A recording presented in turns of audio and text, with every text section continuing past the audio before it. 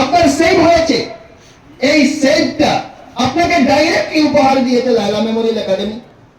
এজন্য এই এলাকার সম্মানিত অভিভাবকবৃন্দ, আপনারা এই শিক্ষা প্রতিষ্ঠানের কাছে ঋণী থাকবেন, কৃতজ্ঞতা বন্ধনে আবদ্ধ থাকবেন। আর সর্বোপরি যারা এই বিদ্যালয়ের শিক্ষক শিক্ষিকা আছেন, তাদের আমরা যেমন একটা কথা জানি, যার শেষ ভালো তার সব ভালো।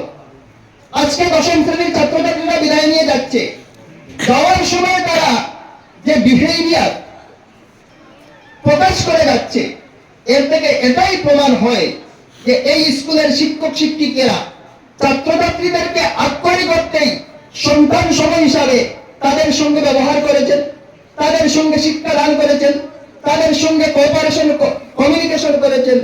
তাই এই মায়ার বাদন এটা সবচেয়ে শক্ত বাদন। দুনিয়ার সব বাদন ছেড়া যায়, ছিন্ন করা যায়, কিন্তু মায়ার বাদনকে ছিন্ন করা যায় না।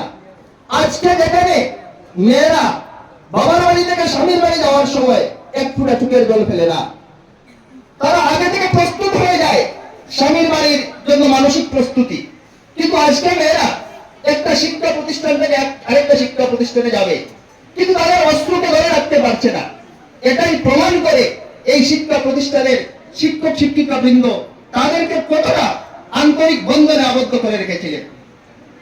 এবারে আমি ছাত্রছাত্রীদের উদ্দেশ্য করে বলছি, তোমরা জানো তোমাদের মা বাবা যে আর্থিক অবস্থায় থাকেন না কেন, তোমাদেরকে এখানে দিয়ে সাংসারিক দায় দায়িত্ব, অর্থ রোজগারের দায় দায়িত্ব, ঘরের কাজ করার দায় দায়িত্ব সব মা বাবা নিজের কাজে নিয়েছেন। তারা তোমাদেরকে নিয়ে স্বপ্ন দেখেন। তাদের বয়স 40, 50, 60 হয়ে গেছে। নিজেদের জীবন নিয়ে তাদের আর কোনো স্বপ্ন নেই। নিজেদের জীবনের সফলতা এবং ব্যর্থতা নিয়ে তাদের কোনো হতাশ নেই। তাদের জীবনের যা কিছু স্বপ্ন, তাদের নারী ছেড়া ছেলে কিংবা মেয়ে তাদের জীবনের উপর প্রতিষ্ঠিত। তোমাদের জীবনের সফলতা তাদের মুখে হাসি ফুটাবে, তোমাদের জীবনের ব্যর্থতা তাদেরকে দুঃখী করবে। এবং এই পাপ কামানো যেমন খুব সহজ, পুণ্য অর্জন করাটাও খুব সহজ। আমাদের আলিম উলামারা এখানে বসে আছে, ওনারা আমাদেরকে বলেন, যদি কোনো আচরণের সন্তানের কোনো আচরণে যদি মা বাবা উফ আওয়াজ করেন, তাহলে আল্লাহর আরশ পর্যন্ত কেঁপে যায়। আর যদি সন্তানের কোনো আচরণে মা বাবা খুশি হয়ে যান, তাহলে আল্লাহ খুশি হয়ে যান। তোমরা তোমাদের যে কাজ, যেটা তোমরা ছাত্রানাম অধ্যয়ন তপ, তোমাদের তপস্যাই হলো অধ্যয়ন।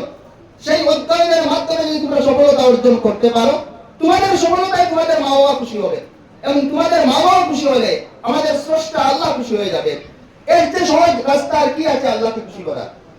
দ্বিতীয় কথাটা হলো, তোমরা হবে এই এলাকার আইকন, তোমরা হবে এই এলাকার আইডেন্টিটি। আমরা যখন একটু বাইরে যাই, শিলচর, করিমগঞ্জ, গুয়াহাটিতে যাই, গতদিন গুয়াহাটি ইউনিভার্সিটিতে গেছি, কেউ আমাকে চেনে না।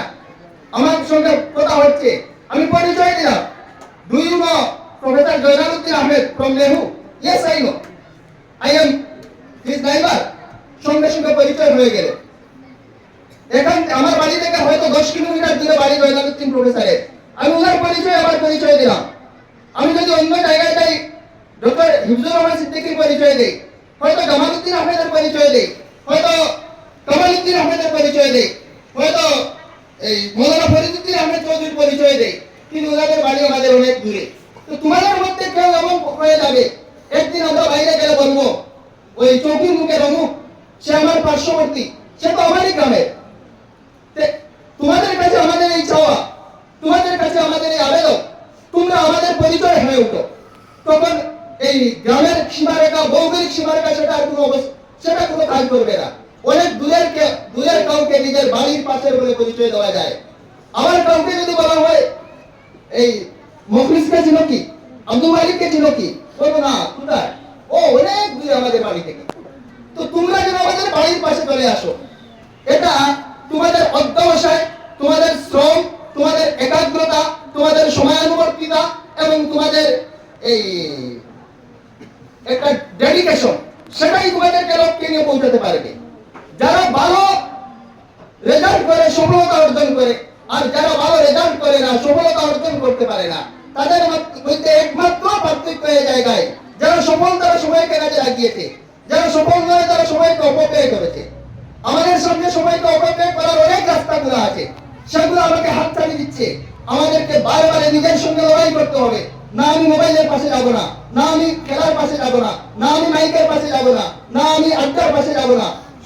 এই সবগুলো আমাকে ডাকবে তাদের কাছে নিয়ে যেতে।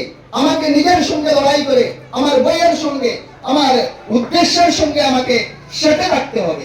এবং যে নিজের সঙ্গে লড়াই করে জয়ী হবে সে সব জায়গায় জয়ী হবে। আর যে লড়াই করে নিজের কাছে হেরে যাবে তার আর কোনো জায়গায় জয় হওয়ার জায়গা থাকবে না। আমি তোমাদের কাছে অনুরোধ করব, আগামী পরীক্ষা এটা তো জীবনের শুরু। আর যার এই মর্নিং সন্তানে জীবনের প্রথম পরীক্ষা হলো ক্লাস 10 ফাইনাল পরীক্ষা। এই পরীক্ষায় ভালো রেজাল্ট মানে তোমার ভালো শুরুয়াত। এই পরীক্ষায় তোমার ভালো রেজাল্ট হয়নি মানে তোমার শুরুয়াতটা নষ্ট হয়ে গেছে।